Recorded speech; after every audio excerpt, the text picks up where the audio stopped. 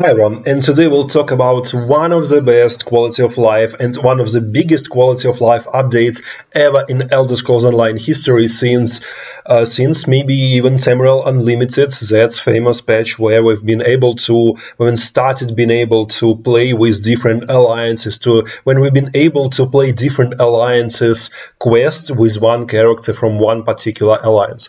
So it's one of the biggest quality of life updates, update 45 or patch 10.3.5 with Fallen Banners DLC.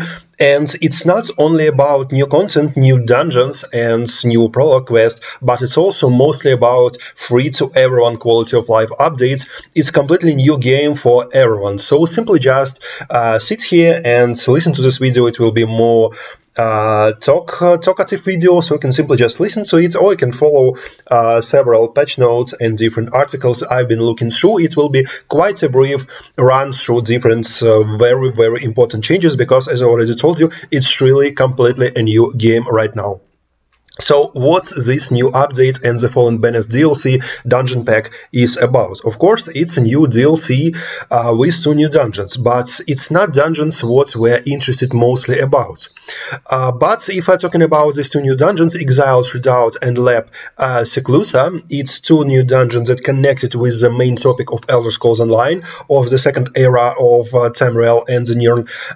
It's a dungeon's main story connected with the 3 Banners War. That was in the main storyline when we've been fighting with Molagbal, with our 5 companions, and it continued in some sort of Act 2 of Elder Scrolls Online story in High Isle DLC, when we've got some sort of summary of everything that happened in the previous DLCs and in the main storyline, and some sort of new chapter started in Elder Scrolls Online. So we can call it some sort of like another resume of everything happens, and some sort of like Act 3 maybe, because we've got different stories connected with 3 Banners War and different Daedric Wars that happened like a result of 3 Banners War, of the beginning of 3 Banners War. And second act was more about different outer worlds and some mysteries like Iselia and some everything else connected with Iselia. I won't spoil you the storyline of Necrom and Golgerot.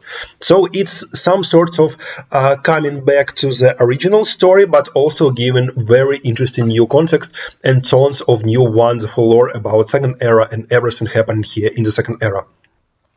Another thing that would be really interesting for you is that, of course, in new dungeons we've got some new things to collect. It will be unique skin. The tactical gold lattice, it's a beautiful skin, golden skin with a red diamond in the middle of it, with changed eye color, and you've got the skin for completing both 2 new dungeons on veteran difficulty, and of course 2 new unique mementos and unique die as always, and different achievements with titles.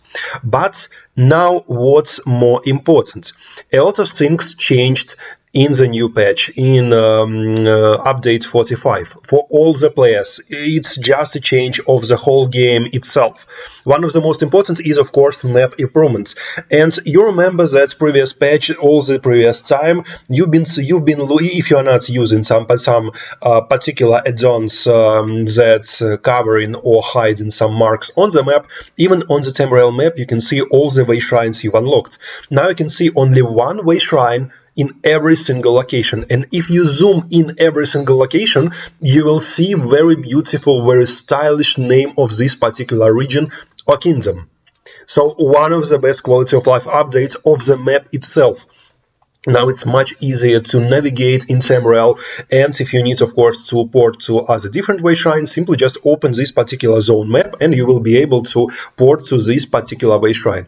And also, there is a new filter that you can turn on. You can turn on way shrines, dungeon trials, houses. For example, if you don't want to see trials and dungeons on the Tamriel map, you can simply hide them to not see them on the map. It's just an additional filter that you can anything, any single time turn off or turn on or turn off. And also, what's more important, now you won't see all the houses you own when you launch the new patch, when you launch the game now. You need to make favorites your houses. Just open the collection and find all your houses and simply just add it to your favorites. You can favorite all your houses at the same time. And these particular houses that you favored will be marked on the Temporal and Outer Worlds other realms maps. So if you can't see your houses on the map, Temporal's map, it's not a great deal. Simply just open collections and favorite everything you need. Here you can see different way shrines you can see in different zones.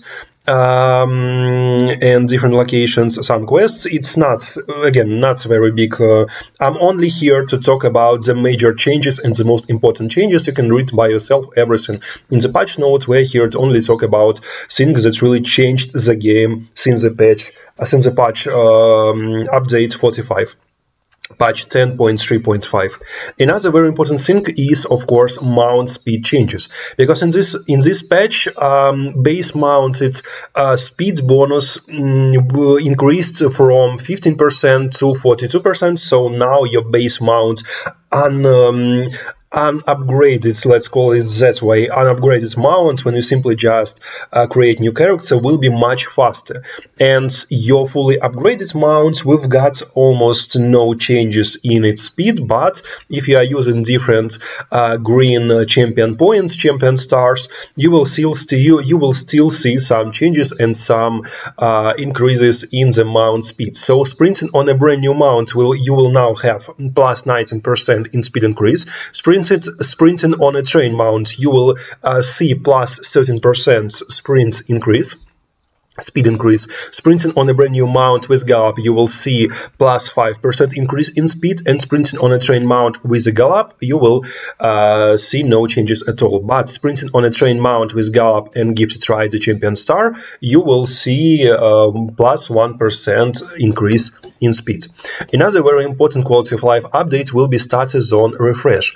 Zosis decided to change the look and utilization of the next locations: Betnik, Strossum Kai, Blackrock, Balfen, and Kinart's Root. And here you can see Kinart's Roost. And here you can see how some of these locations are changed, how they looked previously before patch, and how they looks like in this particular update 45.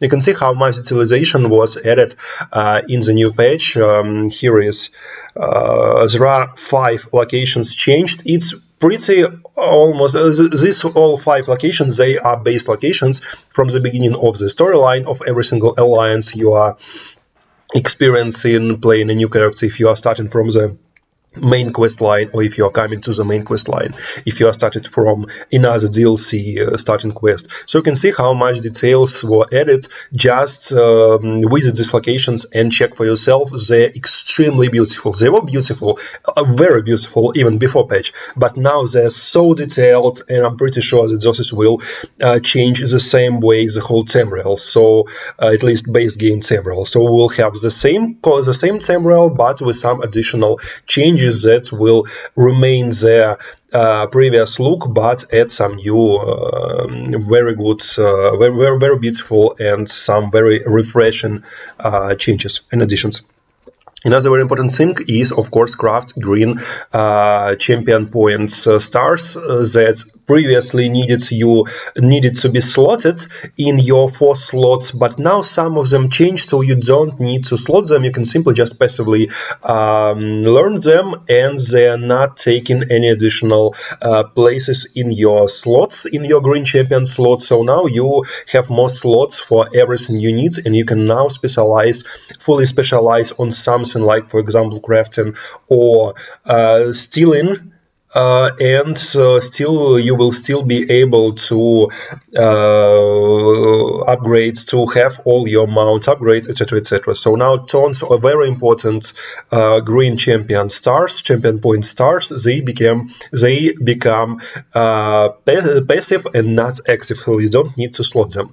They are Meticulous disassembly, plentiful harvest, treasure hunter, rational, liquid efficiency, homemaker, professional upkeep, infamous, and Cuthbert's art. Most important here, of course, treasure hunter, rational, and liquid efficiency, because they are pretty the most important stars from the green champion top craft champion star champion tab that you definitely need on your every single character, no matter what you're playing, which type of content you are playing. It can be either PvP or PvE or even crafts, and you always need these three champion stars because they're giving you quite a lot. You've got additional foods, additional potions, and some additional loots when you are looting chests. So now you don't need to slot them. You just have them like a passive, very good bonus. Another very good thing is increased Mundus Stone visibility on character inventory UI screens. Now you can see your Mundus, and now you've got additional help tips that you need to take Mundus, especially if you are playing new character and you forgot to take Mundus Stone. Now the game will remind you to take Mundus Stone, Mundus Buff Stone, because it's one of the strongest buffs that making your build, no matter again what content you are playing. So yeah, now it will be, and also Mundus Stone help and try to be clear and more direct about where you find them.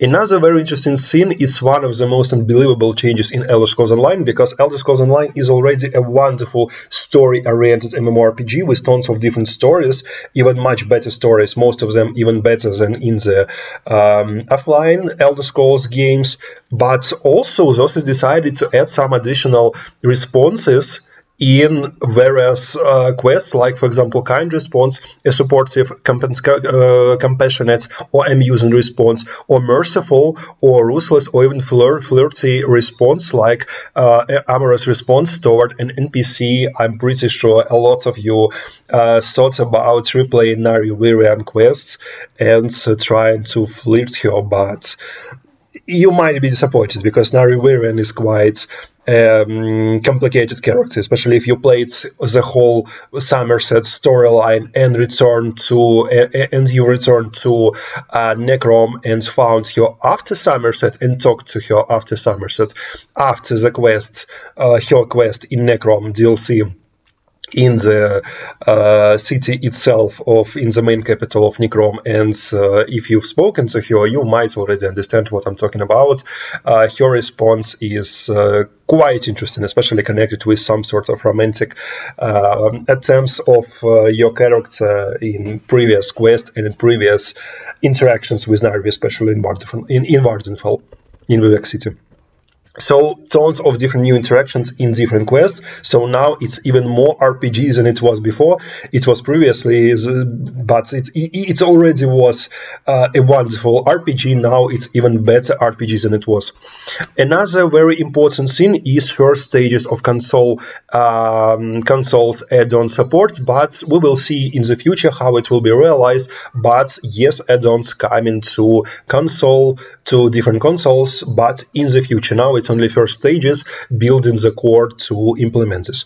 New 10-year anniversary dice to obtain. Now you have 3 different achievements you can check for them to get 10-year anniversary 3 dice for your armor and for your clothes and for your weapons. Gold leaf obtain the commemorative save box loot achievements.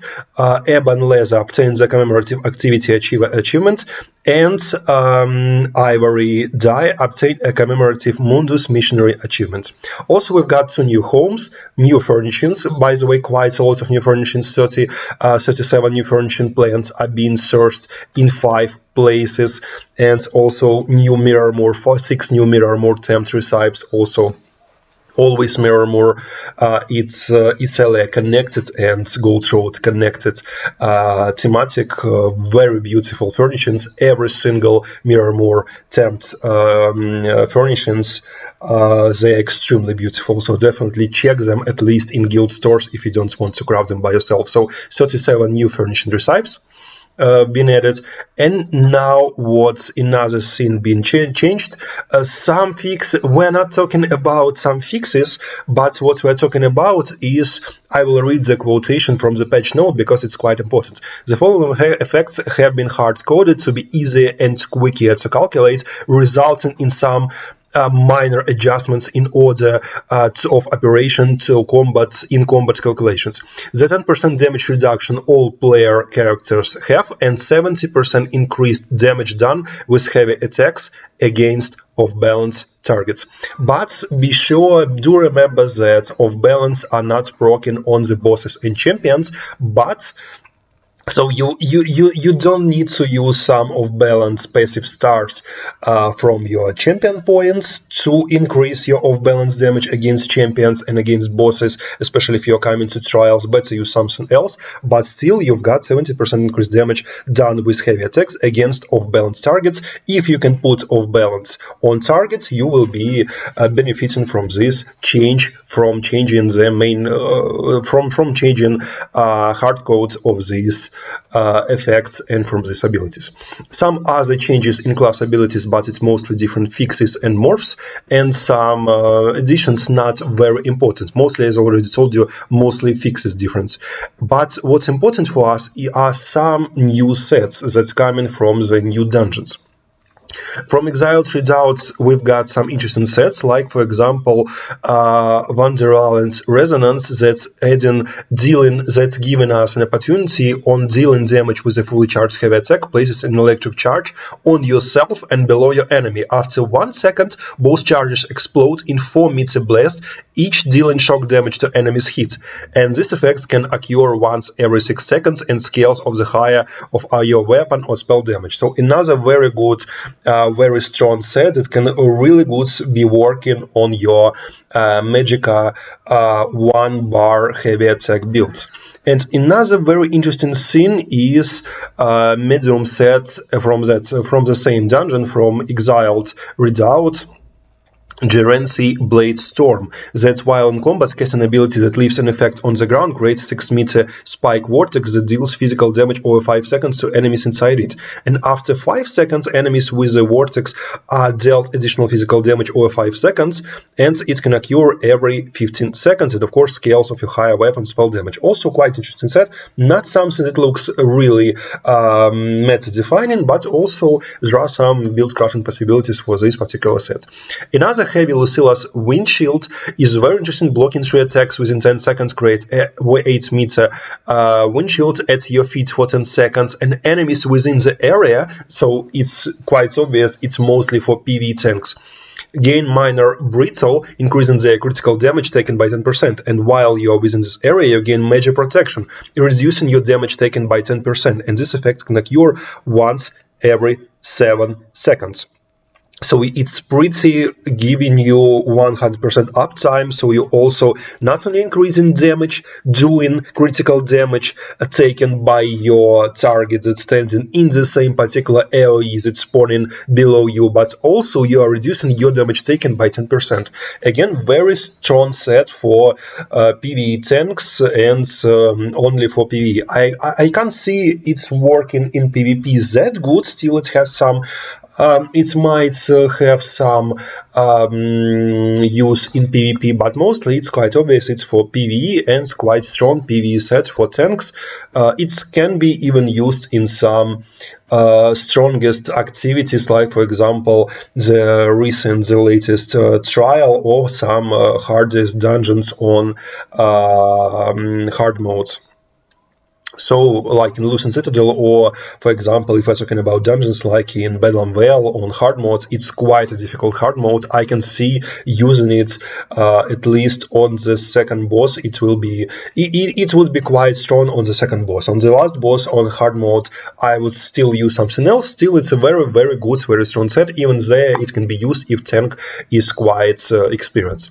Monster Mask is really interesting. When you take damage, gain 1 random effect for 6 seconds, gain minor protection, reducing your damage taken by 5%, or damage shield that absorbs up to 5 6,835 damage, or you gain a heal over time that heals every 2 seconds. And heal, of course, scales of your max health, and effects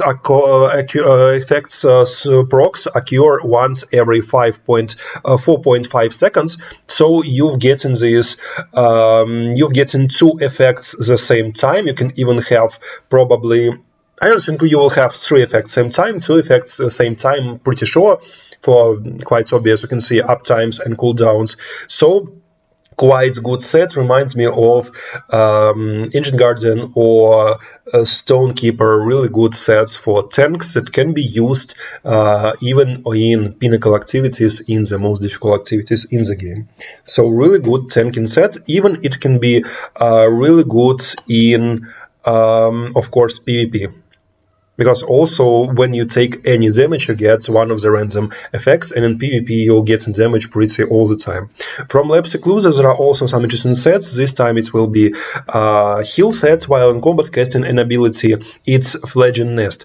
Leaves an effect on the ground, creates an 8-meter griffin nest for 10 seconds, and your group members inside this nest, this AoE, gain magic and stamina recovery. And the first time you or a group member leaves the nest, they gain minor courage for 10 seconds, increasing their weapon and spell damage by 215. Also very, very good sets for healers that requires to stand in one particular AoE, but if your group, if you are playing with the voice, or if you are communicating with your teammates and they can run to this particular nest, they will get quite a lot of bonuses for pretty all the time, because you've got this nest for 10 seconds, and coming out of the nest will give 10 seconds buff, additional buffs, minor courage buff.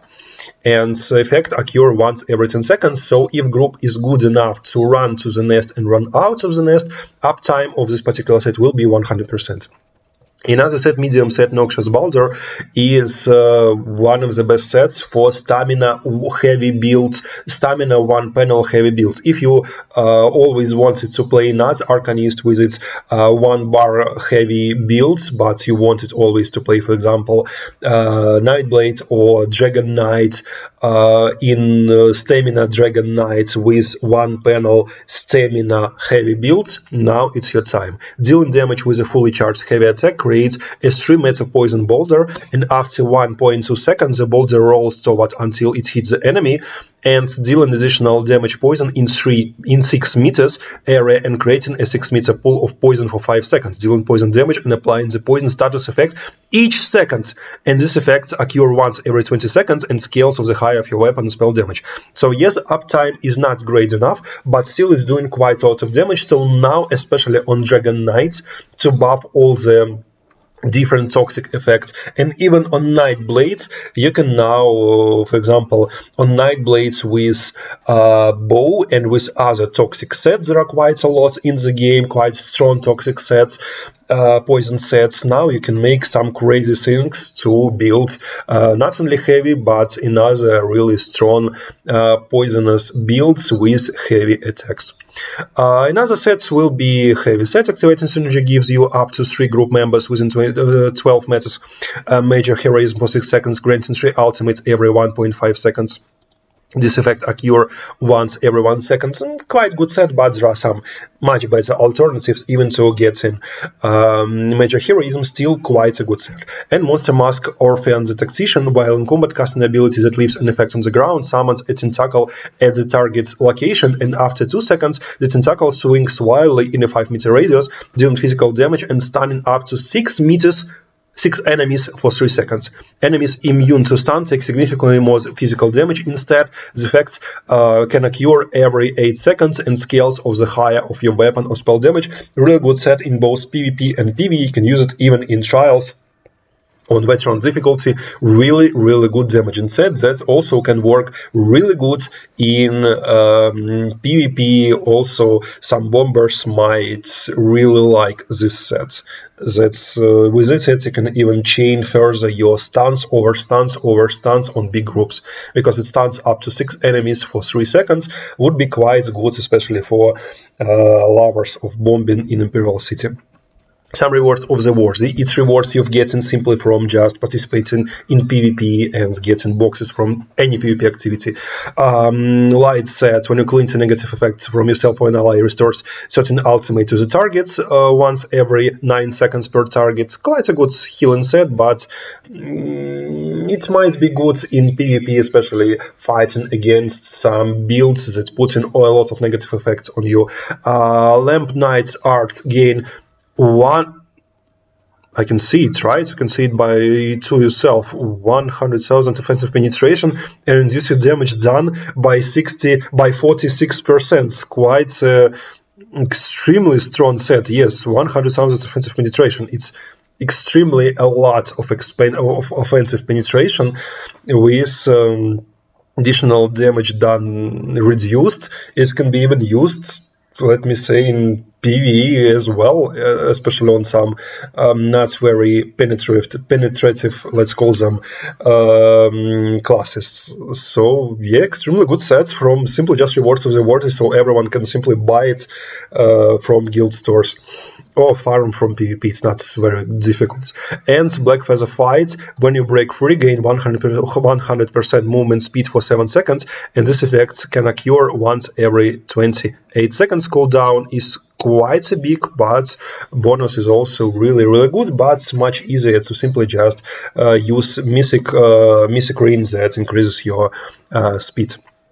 And some changes to some sets, mostly trial sets, for example, like Arms of Eloquent and Destructive Mage, changes to some minor bonuses, so not the final bonus of the sets, that now helping you to proc the main bonus of the set. For example, Eloquent is proccing from weapon and spell damage. Now you've got more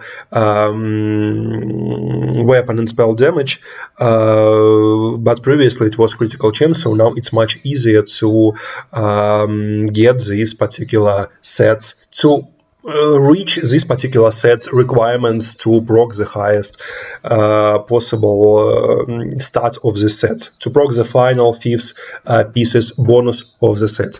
Some other changes to some sets, again, it's not very important for us, but what's important, some changes to Unleashed Ritualist.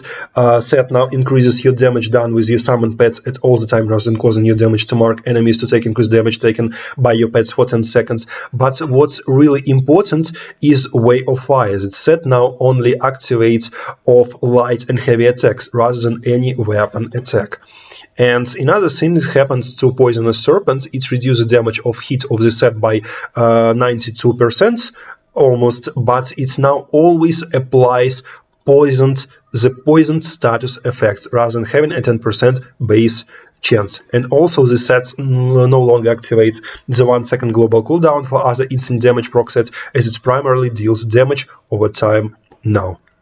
So really big changes to that particular 2 sets, but all the rest changes are simply just some additional quality of life changes. And of course tons of different quests, fixes, zone fixes, alliance, war and PvP, some fixes. So as always, those continue to work towards the game to make it even better. You can see how much fixes we've got in this patch. But what's more important, the main things we've been talking about, just look how beautiful a game looks like now, looks now, especially default locations, starting locations of different alliances, and how many changes we've got in this patch in update 45 in patch 10.3.5. And quite obvious that more changes is coming in the next 10 years. Those has created a wonderful game that only evolving further with a wonderful stories, much better even stories. Just take Gold Necrom and Gold Road, take High Isle, take Somerset main stories, and especially Somerset side quest, how beautifully it's designed, with how wonderful stories it's written. So one of the best not only MMORPGs but also RPGs ever created, with wonderful quality of life updates that's really needed in the game. So you can see how much content was added simply just in a free patch, free for all patch. So just let's wait for more changes like that, and it's really good trend for the future. But I'm really concerned about seasonal models that the Zenimax Online Studios were talking about. Also check our previous video, the ESO don't do this, about some concerns and some things that ZOS has been talking about, like seasonal model and increased difficulty of the overall content. I'm really concerned about it. Just remember where it led Destiny 2 to, because Destiny 2 currently is in terrible state because of the that wonderful seasonal model. But this is already confirmed that seasonal model in ESO would be different from Diablo 4 and from Destiny 2. That seasonal content won't be deleted from the game after season ends. But in general, seasonal model with additional time gates is always not a very good idea. But let's give a chance to the Zenimax Online Studios. They might do everything right, but still there are some concerns about seasonal model, and especially to increasing of overland difficulty of the content. Content in the open world should not be, difficulty of the open world content should not be increased. Again, look at Miyamura Lightfall DLC Destiny 2, how badly it's designed, how not interesting it's to explore anymore. And other DLCs, Final Shape DLCs, everything that came after Lightfall DLC. So I really hope that after this wonderful, one of the best, if not the best patches in the Elder Scrolls Online history, I really hope that the game will keep developing in this particular way, keep evolving in this particular way, like we see in this particular patch, because it's a wonderful update, and I really do want to see Elder Scrolls Online like that. It's even better than it was ever. So thank you guys for watching this video. Don't forget to click like button, subscribe for channel if you want more videos like this. Also check out different guides, builds on Elder Scrolls Online, Assassin's Creed series, Horizon Forbidden West, The Division 2, other games and titles. Check our playlist, by the way. So don't forget to subscribe for channel if you want more videos like this. Again, don't forget to put a like button if you want more videos like this. And as always, I will see you in the next video. Good luck.